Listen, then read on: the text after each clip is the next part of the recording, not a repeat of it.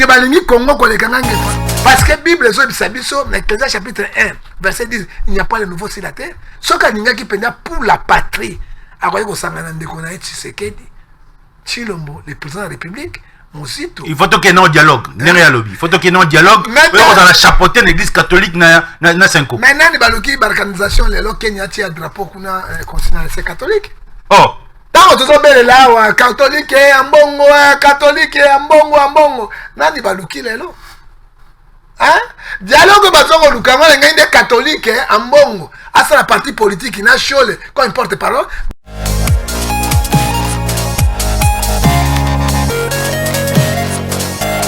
Devant votre poste téléviseur pour cette belle émission d'analyse politique 35 minutes. Nous avons le privilège de recevoir le prophète John Ngefa. Aujourd'hui, nous allons parler beaucoup de choses qui se passent à travers la République démocratique du Congo. Quelle est la position du Kenya aujourd'hui vis-à-vis de notre pays? La sortie du gouvernement souminois, quels sont les enjeux au peuple congolais à Zozela? Le prophète John Ngefa Mbote. Mbote, monsieur Gilio, le coup m'a semblé zonge pas en Zambé, sauf qu'il y a un mongo dans les chaos qui boye, parce qu'on a servi toujours la population congolaise. Nazali wana pona ko défendre les bango qui nous nasuka. Zambie a pambola, mon colochène honorable Tchengi Poululu, to kanisa qui même la musaki toko ya salaki, avant matin ministre, vice-ministre nambalo mais nkolo moko yebi ka saka makamona mais Zambie azwa le coup. Prêt à répondre à ma question sur le ton Lilo? Très bien. John Ngefa. Gouvernement Bimi, le président de la République, Antoine Félix Tshilombo Tshisekedi, il a presque remis Salaki na gouvernement 1 et Souminois. Deuxième sujet d'actualité, Zali, Bato Mokonzambo a nommé na pouvoir discrétionnel naïe. Et puis si murmure dans la population. Votre analyse. Bon, ndeko Gilio, télémara mukondité. Ça dit quoi? Romains 13, verset 1 à 2, toute autorité vient de Dieu. C'est lui qui s'oppose à l'autorité que Dieu a établie, il doit être condamné soudainement par les juges et les magistrats. Alors, ceux qui chefs de l'État, nous sommes dans la démocratie. Abimisi gouvernement. Oyo et simbité peuple bazali d'accord na ngote. Qu'est-ce qu'il faut faire? Tu recourir directement na ba juge na ba cour et tribunaux. Hein? Ce que monique la Bible le Bible sous. L'un de pasteurs comme vous, Paul Mukendi Alobi, gouvernement o esengé na peuple congolais a tellement ça la marche gouvernement est long. L'un de pasteurs comme vous, le pasteur Paul Mukendi. Est-ce que Mukendi Azali un bon pasteur? Parce que Bible et Yebisibiso na Matthieu 16 verset 15 à 16. Vous les reconnaîtrez par les fruits, par les œuvres, surtout 16. Et quand la Bible est le 7, verset 15, il y a parmi vous les loups féroces et ravisseurs. Quand même la Bible, on a, parce que dans la Bible, il y a dans Philippiens, chapitre 3, verset 17 à 19. Soyez mes imitateurs. Un pasteur violeur, un pasteur écobiste, maquikiste, njobiste, fumanganiste. Qui? Le pasteur Paul Mukendi. Paul Mukendi. C'est lui qui a violé et puis il a soulevé une pédophilie. Un pédophilie au carré au kibe. Hein? Oyo a violé Bassi na Canada. A violé maman. A violé moi. Non, faut pas dire ça. Nous sommes dans la démocratie. Tant qu'on a touché le régime, on a maîtrisé un côté. Un violeur. Hein? Partout, hier, partout, il y a un manzaka, il y a un Mitsunibi, il y a un Monoko. Et c'est quoi, on peut s'appuyer exemple ni? Hein? On peut s'appuyer exemple ni? Ceux qui m'ont dit que le Kambale, l'archevêque métropolitain, alors il dit que moi, oui, à cause de la raison, pas Mukendi. Mukendi a violé, il a fouillé, il a un mandat d'arrêt international. Le pasteur Paul Mukendi. On l'a considéré comme un faux pasteur, un maquikiste, un jobiste, un fumanganiste. Galates 5, verset 19, la Bible dit la vérité. Tels qui commettent de telles choses, ils n'ont pas de raison, monsieur. Alors, il y a Koloba, gouvernement, est-ce que l'équipe soit changée? Quel est le meilleur? On change l'équipe qui ne gagne pas. Ceux qui n'ont pas sûr, il a dit beaucoup de choses, hein, c'est ceux qui n'ont pas la moto, la professeur, il y a économie. Samba Lokondi. Mukoko Samba. Depuis guerre et Banda, il a maîtrisé dollar en 28. C'est un ministre à féliciter. Ce qui est le Liaou, Liaou, n'a maîtrisé la fonction publique. C'est un homme à féliciter. Surtout quand le ministre Ndunda, il y a Grégoire, il a changé la commune à la société, il a maîtrisé ma camboya. Il a mérité. Ça est belé, maman Simino. Hein? Est-ce que le président continue à battre? C'est le choix du chef. Chef, c'est le choix du chef. Ce que le chef a reçu, le gouvernement a reçu, c'est le chef qui reçu. Ce que le choix, c'est le chef qui perd. Mais il y a passé. Et Brad 12, verset 14, chercher la paix. Il y a eu à moto et pourtant, aux alliés n'a dossier, au Congo, na Bolingwa Congo. Oh, il y a sorti que les bisous, na remet 5, verset 5, le Dieu que nous servons, c'est un Dieu d'amour. Et ce que tu as dit, Jean, chapitre 13, verset 34, je vous laisse le nouveau commandement, aimez-vous les uns les autres, tolinga qui est na bozoba na bolole naï. Hein? Mukendiwana, na bozoba na bolole naï. Quand il a fait telle chose, c'est le Sakwekene qui m'a bien passé congolais, c'est le Congolais démocratique, Mukendiwana. Là, on a bombi, on a service, on a Interpol, on a livré, mais Kabila a livré qui, Bemba, non? Hein? Oh, mon sous wana zaki na MNC, on a Kangaya zaki député national. Hein? C'est Kabila qui a livré. Le nom Babombi, tout na Bolingwa Congo, c'est notre fête au côté. Il a quelque part le sens aussi des Congolais. À l'objet gouvernement et répondre na aspiration en peuple congolais. Et les gouvernement, ce peuple n'a pas na conscience, il faut marcher. Et puis après à l'objet, nene na liro tozo kende, mon konjambo kazo risqué.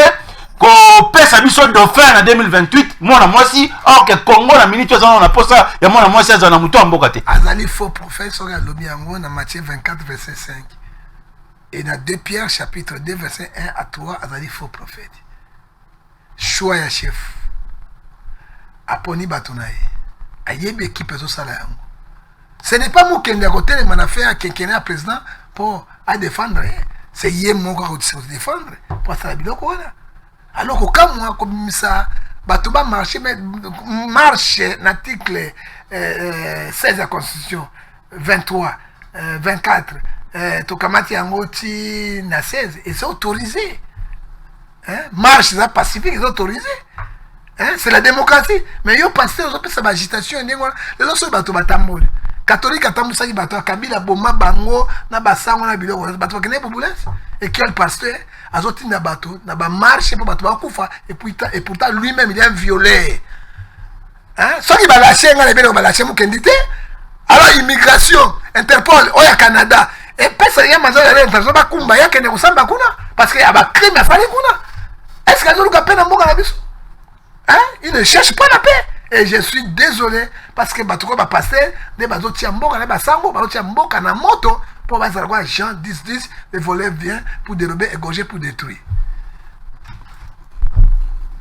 Prophète John Ngefa, comment voyez-vous aujourd'hui la position des Kenyans par rapport à notre pays? Non, je vais répondre avant Kenya. Est-ce que le gouvernement Bimisiko et a quelque chose dans le Congo? C'est que moi je vais dire ceci. La Mouka contredit à lobby et Zagara Mir va changer de peinture. Yep, la Mouka boye kokota ponani. Alinga comme premier ministre. C'est ça dans le président qu'on dit maman. Non, non, Fayoulou il a refusé d'adhérer. Il a refusé d'adhérer à la gouvernement sans pour autant qu'il y ait un dialogue n'a pas Fayoulou a ma sur les gars Mozito. Mozito a lingi patrie. Il a accepté de travailler pour l'honneur du pays. Est-ce que Fayoulou a l'équipe na misalo bango basala tanga Fayoulou tanga pe Mozito. Mozito il fait ex-premier ministre. Chef du gouvernement. Est-ce qu'elle écrit? Fayoulou comme premier ministre. Fayoulou comme ministre. Il a été contacté plusieurs fois. Non, il a été contacté plusieurs fois. Pour l'amour de la patrie, il a refusé au côté du gouvernement. Il a refusé ennemi à peuple congolais. Oh, John Ngefa.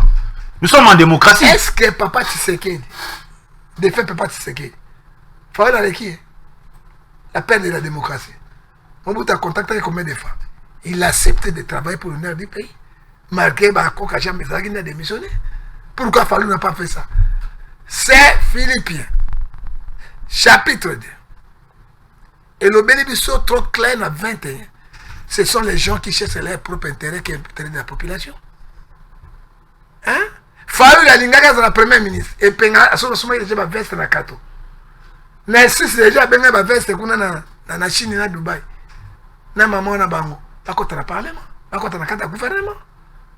Mais Fayoul aso sa bana mbele na mabe, il fallait tika bango ba évoluer. Et les gens à côté na gouvernement ba évoluer. Hein? Ce qui fait là à côté na gouvernement, là on est spécial au changer le peuple congolais. Parce que la Bible, Ecclésiaste chapitre 1, verset 10, il n'y a pas de nouveau sur la terre. Ce qu'il y a qui pendant pour la patrie, Chilombo, le président de la République, il faut qu'il y ait un dialogue. Il faut qu'il y ait un dialogue. Dans la chapeauté de l'église catholique, na 5 ans. Maintenant, il y a une organisation, le Kenya, qui a un drapeau qu'on a considéré catholique. Oh! Tant que tu es là, catholique, ambongo, catholique, ambongo, nani baluki lelo.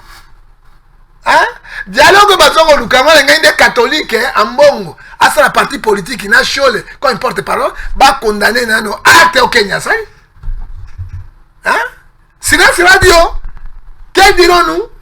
Silence radio il ne condamne pas. Car dialogue bazongo lukanini ba mise ba rebelle tout ba bomi bananga. Basi que basa la nini auto bengi brassage na mixage. Tozonga Kabila et sous balimisa Kabila revient avec ses bacolites naïfs pour diriger Mboka. Est-ce que nous sommes naïfs? Nous sommes les bêtes, les idiots. Est-ce que yé penza na ni cardinal wa? Hein? Y'a son mon abatoni. Omoni a comment pas péter.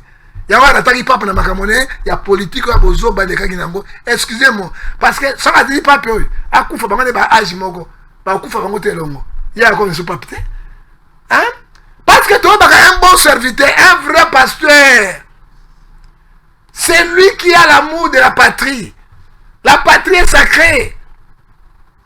La patrie. Et pourtant, ce qui est à Mbongo, Azaki, un vrai Congolais, un vrai patriote.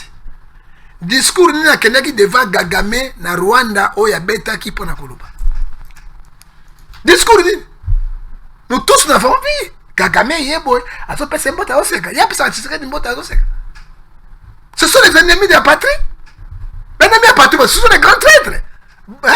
Là, le Kenya a titre rapport à Baron, ça dit quoi? Un État dans un État. Là, le Kenya tient Kalami qui est au Ghana, il continue à Bango. Rwanda, nous avons des problèmes sérieux. Rwanda, allez, Kenya tient, allez, pays Mossou va reconnaître qu'on est comme quoi la République. Il y a un 58 ans. Hein? Nani azo facilité bango. To boyi kopiri na mboka. To boyi pelengendu na isoro na mboka. Mboko est souffri depuis 1960. To lingi peuple zappé na kimia. To lingi ta parti moko mboka na biso etambola na ngote. Moi j'ai écrit tango ba sebi lokwana ambongo na shole. Ba telemi ba bandi ko condamner ba acte wana. Nous disons ceci. Biso te reconnaître conciliant Wanate. Ministre Affaires étrangères, président de la République, premier ministre, Bokata a parti à Lelo Nabutu. Raison diplomatique na Kenya. Ça c'est la violation. Donc il y a violation. Donc il faut couper les relations sur le plan diplomatique. Il y a un diplomatique et une relation avec elle parce que les Aïe Benemi Nabiso. Il y a un Outou Abiso Saleni. On a des problèmes avec lui, on a des problèmes sérieux dans Mboka. Banika Mboka na Congo. Et à bientôt Kenya, à bientôt Ouganda. Mais si aujourd'hui nous avons des problèmes avec Kenya, hier c'était avec le Rwanda, ça veut dire que vous donnez aujourd'hui raison à Vital Kamerhe lorsqu'il a sorti de prison, le dit il faut un dialogue sincère avec.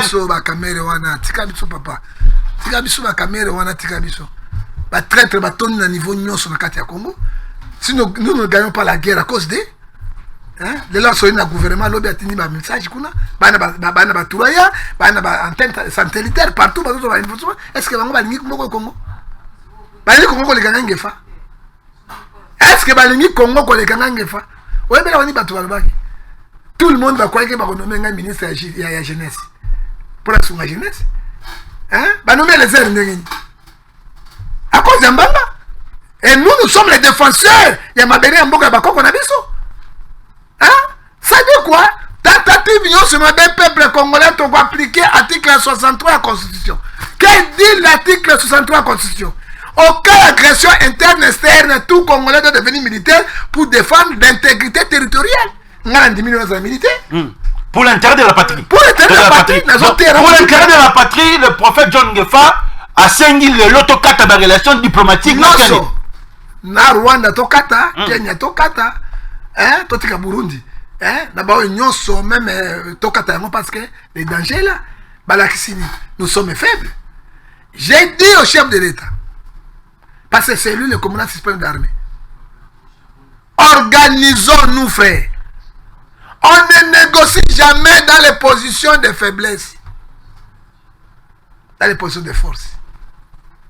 500 ou 800 généraux bazali wana mabumevi maro na bangoni. Kolia mbongo à l'état pamba pamba. Colonel est à 15 000. Qu'est-ce qu'ils font? Tous les soldats combien vous avez quitté chaque jour. Si ce n'était pas Wazalendo, les vrais patriotes, les gens de Dorosukawa. Ça dit quoi? Et Wazalendo, armée, police, c'est au Sangani, la population. Bakabola Mindou qui s'assoit fait ça, il est maintenant au pouvoir. Bakulu na lako babo mabato, bo pesi bango mo eloko na bango Minduki, moi formation va santé, toke na guerre to gagner bango. Parce que tout ça dit au moins mais ce que 120 millions. Ce qui même 30 millions kufi pour na libérer Congo. Mboka c'est la kimia, bo ba otika simbaza, basa la malade. Mais coller la micronios, on attaque micronios, ce qu'on ça makamonios. Mais maïma bazo ça là, changement terre, oh boy boy, toko suka wapi. Partout dans le monde, dans mon guerre réunion soké, je n'ai jamais vu. Parce qu'à moi c'est 3, verset 7, Dieu ne fait rien, ça tout fait rêver, c'est que Nzambe, to bon de ramikonios.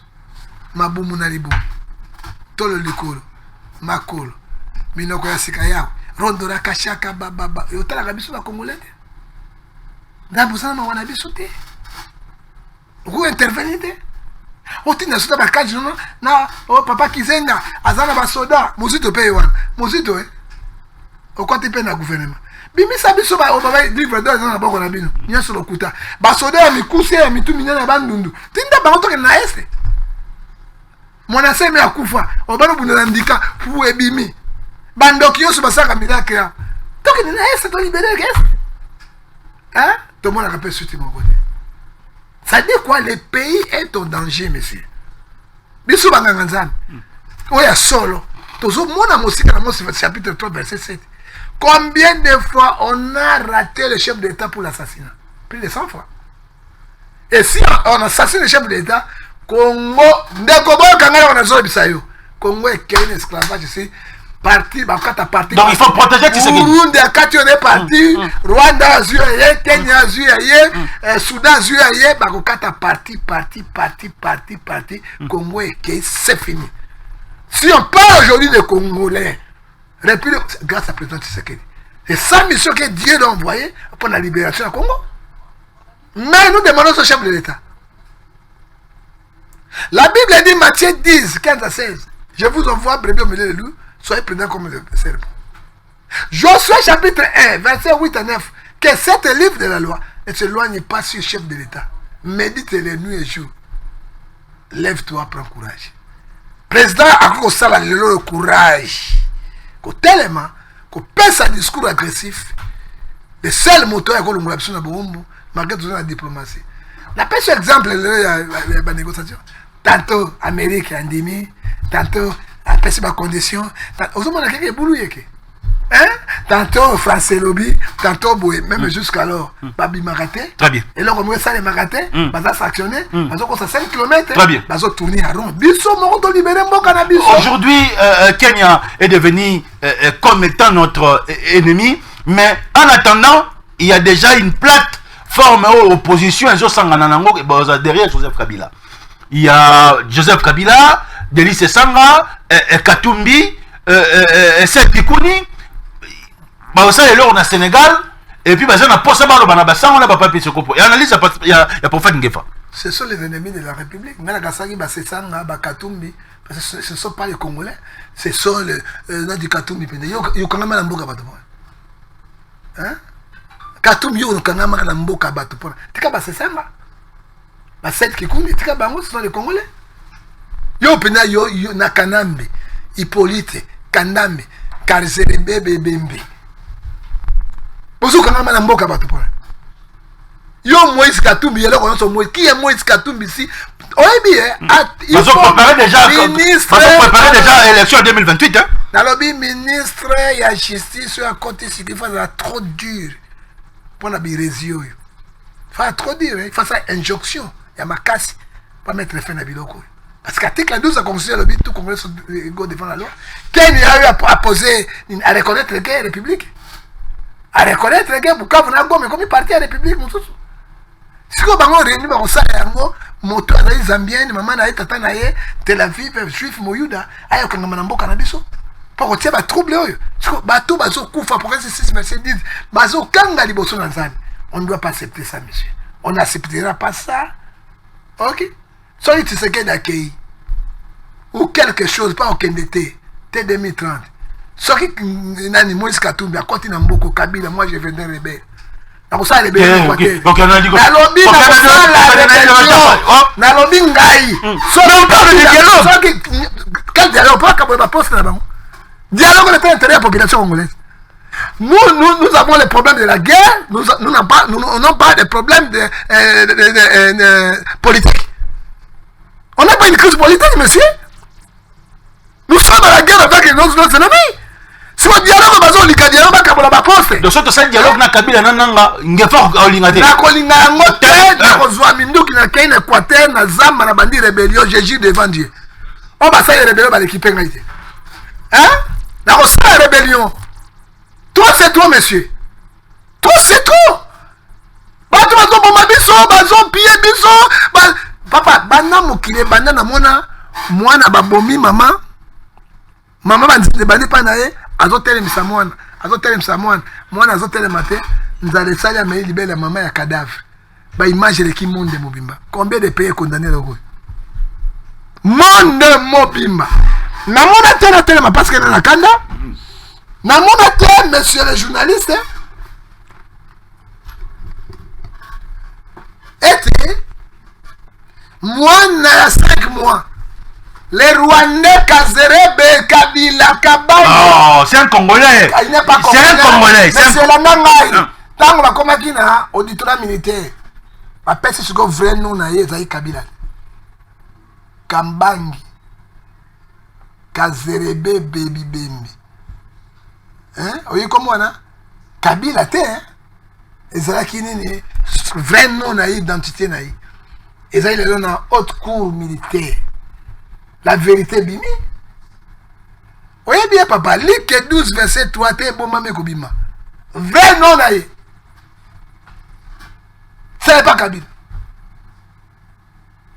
Kabang Joseph Kazerebe baby ebembe. Siko ko bisanga moto oyo azana kombo ya ba Rwandais, c'est un Rwandais akolobani vrai non na. Mais awa to ebine Kabila, Joseph, mon amour de l'ouest de Kabila. À sa famille, on a dit. Ce qui était besoin de bim sarden, bande de connaître batala yango. Mboka ko tambola boité. To boy mo potu. To boy pelengendu na mboka oyo, to boy kopili. To boy mayele ya poloso yango to bobo ya isolo, to boy yango parce que c'est nous les Congolais qui souffrent. Kabila, il ne cherchait pas la paix. Tozaka na hawa nini le dialogue bandi avec Kabila kena est à Congo. Na Bukavu na Goma. Na sa conciliation pas ko lukape. Si Kabila qui sa conciliation ko lukape. Nani mandata qui attaque qui? Réponse à Ngazako attaque Poloso. Alors mutu ya boy. Des catholiques na faou. Bazo appuyer to na dialogue. Soit il y a un dialogue, il y a un exil, et puis il y a un gouvernement congolais, il y a une société congolaise. C'est fini. Vous voyez bien, il y a un Vous voyez bien, en Haïti. Il y a un Haïti. Ce n'est pas possible. Article 12 de la Constitution. La loi reste la loi, personne n'est au-dessus de la loi. Personne au-dessus de la loi. Ezaïni, Asali Boy, Abomi, Azongi, Abalouki, dialogue catholique. Le prophète John Gefa est contre les dialogues. Je suis contre le dialogue parce que le dialogue, il y a un Bagoluka Amnesty International. Yami Balé, bakolingani kozongisa biloko na bango tu oyo bapiaki babotolaki ya misato bakoluka bakotisa bango na gouvernement baministre songolo bapremier ministre gouvernement ekokweya ya mine bato babomi bango nyonso na bana oyo basali bango bakendeka na bubulance et puis nzambe na lola na likolo Dieu ne voit pas. Proverbe 15 verset 3 olinga loka bango oloka banani hein est-ce que ça rôle peu mission prophète hein et ça rôle peu mission prophète rôle les alliés parce que yokana yo ça mosala nzambe donc apporter qui malédiction hein oui bien mission Jean 20 verset 23 oyo ngana gumba mi kangi na bele nzambe akangi na lo na fungoli liwa liwe fungoli Esaïe 55 verset 11 Dieu a compris les paroles de ses serviteurs nzambe a compris la parole du gouvernement il y a président de la république oh il y a matassé il y a homme de Dieu véritable ba ame wana frère bazolela likolo na nzambe basimi biloko baboyi bango pa na nzambe azoyoka et bango bazana na pebo soki catholique bina zaki pende église ya solo bakotia papa bokundo na nini wana bakosa biloko te bako condamner ba acte hein oyebi Bible le belo komoko na Hébreux 4 verset 13 nous tous nous sommes nus devant Dieu yebi sanga bruani na bimanga na kaleso na kata libumama na tacholi ngbandabo ebomi fumangani yebi sanga président na bimaka alati Louis Vuitton parce que kaleso a Louis Vuitton mais comportement na bino na basala nzambe musolo ko la Coutinho à l'égard à Kabila babi bozana mitema mabe makasi pourquoi bonno avec Kabila bonno pardonner Kabila était parce que azali sénateur à vie azali président de la République non les gens yo makambo yo zo beza pe Coutinho azoloba mais Coutinho moi Rémi azalaki to fiston ngai Kabila tinaki ngane pas Coutinho azali batona de laisser ko libérer Coutinho ngai faza le lot attention monsieur hein na sala émission mo na canal qui na CCTV na lela abi président simi makila moto na nzambe ba consulter ba conseil na yo ko sima moto na nzambe conséquences za kebele libérer Coutinho Kabila m'appelle na moi sina na kufita à sa présente na 1h du matin tu connais celui qui te paie na bina habite ningi balinga ko manga Kabila excellence na telemi pouvoir ba sakana ngote pas na tamina meto na bi Kabila bimanga na ndako après cette mission abi dit à Coutinho j'ai entendu votre émission tu as pleuré je vais le libérer à condition il ne fasse pas la politique à condition ceux qui abimi na kobimisa na otine na poto kokene na poto bino boyeba ka c'est la vérité que je te dis ngai na kei na joué carte internationale des droits de l'homme et on y comme pasteur na côté na prison na kutai Coutinho azaki normal avec Chéret Tamounian oh et na l'accès carte solo ah mon nzambe j'ai prié pour Coutinho na ibi ces messages et après quelques jours makambo esale mak ngai na bimi na zongi ale ba beti Coutinho ale ba bukelo bo si manango to choki Coutinho azaki empoisonné par Kabila par Kabila déjà il a bimisa Coutinho empoisonnant dès Coutinho bandi na zonge lisusu o ba Coutinho ko na bi président bazoko sa so Coutinho akufi Congolais à côté telema et aux affaires régime et Kabila a commencé à Coutinho effectivement allez continuer n'importe on a dénié sur le prophète de Denis on ne parle pas de Denis hein on sait comment on est là alors continuez de la vérité ce n'est pas notre frère qu'est-ce que la Bible Kabila n'est pas votre frère Kabila n'est pas notre frère ah c'est un Rwandais de père et de mère maman Kabila bota ezali maman Sifate maman Sifa bota monate hein maman nazana à Dubaï ça on le Kabila mumana mère Rwandais mo à Dubaï maman Sifa elle a trahi la République démocratique du Congo haute tradition article 65 hein ceux qui va juger à son les pas poursuivre maman wana haute trahison moi non me mena libumute hein ozokola dango alors mboka na infiltration belé hein les autres zali dango les loya et leur pratique mais moi je n'ai jamais vu dans le monde de Mobimba akala kaka ancien chef de l'État comme un rebelle hein bana monde mo matangela ngana makambo yo lobi wana Joseph Kabila rebelle eza makambo yo nani alobaki te Jean-Marie Kassamba bi Kabila c'est notre frère, Kabila c'est mon ami. Mais motabimisa alonga Jean-Marie Kassamba na pota ine nani Kabila de tele 50 des années Kabila de soko moni Kabila bo moni na mamoli na butu et ya zana kati wa bango pe ba haute trahison ba traite musu. Oh John Gefa to le kimia to le dialogue il faut dialoguer bazako poignarder chef d'état on m'a poignardé république et simba makaka na bato moko te. Ecclésiaste chapitre 3 verset 1 à 4 chaque chose à son temps dans la banque qui n'est qui va me continuer si c'est que la rosalibé libérate à côté capé hein musuba ko ya okamamboka bokangami na mboka yango lokola nini na yebi yango te. Nango ta la caméra, tu tires na 5 minutes. Alors la population congolaise kondima yango te. Tu tires na 5 minutes. Ba congolais ba Rolando na monde entier lelo, ba retenir nini lelo na makambo Kenya sali na sortir gouvernement. Donc pour na sortir gouvernement je peux vous dire ceci, c'est le choix du chef. Chef n'a pas le choix, tu votes qui ba ministre on a. Si quoi pour banga tu voter mon tu voter qui honorable Tingi Pululu majorité tu ba oui. Ba tu tu voter bango. C'est le choix du chef où il y a sa sélection, il y a coach devant match, azopona 11 joueurs ba kobeta. Ce qui va réussir, c'est la gloire de Dieu et la gloire des chefs. Ce qui va échouer, bango ba rejuger katna bango. Mais sur population te kokota makambo wana te, tout le monde a kaka ndenge makambo ngo eza kole. Malgré ba choix sur chef asali autori ba foutron ba na kati ya makasi. Hein? Ba foutron ya makasi ba na kati. Ba foutron ba na kati mais qu'est-ce qu'on pourrait faire? C'est le choix du chef. Total la bango mais toi ba bimpete koleka. Ouais ben pete.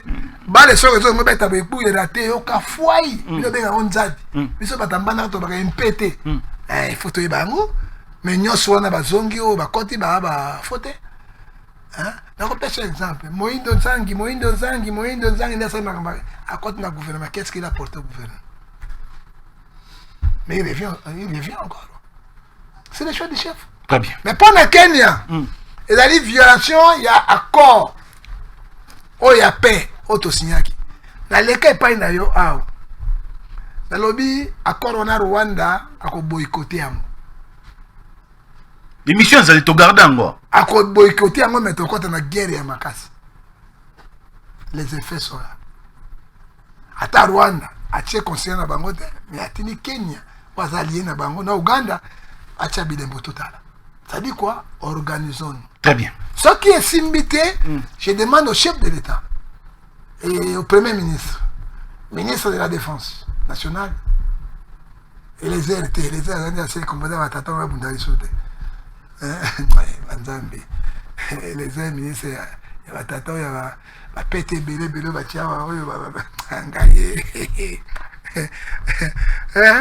mais nous sommes ce peuple congolais, nous tous derrière le chef de l'État, commandant suprême d'armée, et on va activer l'article 63. Ce qui va dire que lobby dimanche, dans l'église, messe, nous sommes 120 millions de personnes. Donc il faut se prendre en charge. Il faut se prendre en charge. Au moins, mon temps interprété, alati munduki. Hein? Rémi a filmé, alors Astraki munduki. Est-ce que Rémi a quoi et l'article 63 PCBISO. Au cas il y a agression, nous sommes agressés parce que les lois Ouganda a déjà considéré la banque, ça dit quoi? Balkanisation et commis en marche. C'est nous, la population congolaise, il faut défendre le rôle avec notre chef de l'État. Très bien. C'était le prophète John Gefa, notre invité à Pokwa Lelo. Tope Simbote Mingi, honorable Ntingi Pululu et à la grande équipe technique. Tope Simbote na DP à leader Maminda Mobala Mama Zozo. Na Pesio Mbote Ndé Ozo dans l'émission. Prophète John Gefa Nzamba Pambola yo. Apambola Peyo. Vous avez soutenu le chef de l'État 100% la dernière minute. Na dernière mi-temps. Tous en été na souka na babonise ba okokaite parce que na est-ce que beaucoup de temps pasteur Paul Mukendi sur la pona mboko te amo c'est 3-3 atoi ba batambo te ba yo kanate na Mukendi so apesa na biloko pa 60 et si to kabwani mais c'est un homme de Dieu comme vous. Bible ebisi biso Matthieu 7, verset 16. Vous les reconnaîtrez par leurs fruits. C'était avec plaisir que nous étions là. Restez scotchés, cimentés au programme de Tingui Télévision. Ciao.